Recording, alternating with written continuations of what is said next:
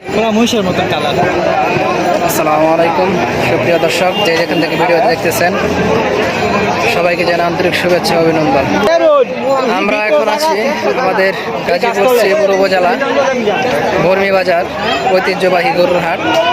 আপনারা দেখতে পাচ্ছেন সুটাম দেহের বড় বড় গরু। এই দেখেন প্রতিটা গরু প্রায় 2.5 থেকে 2.5 লাখ এমন হবে।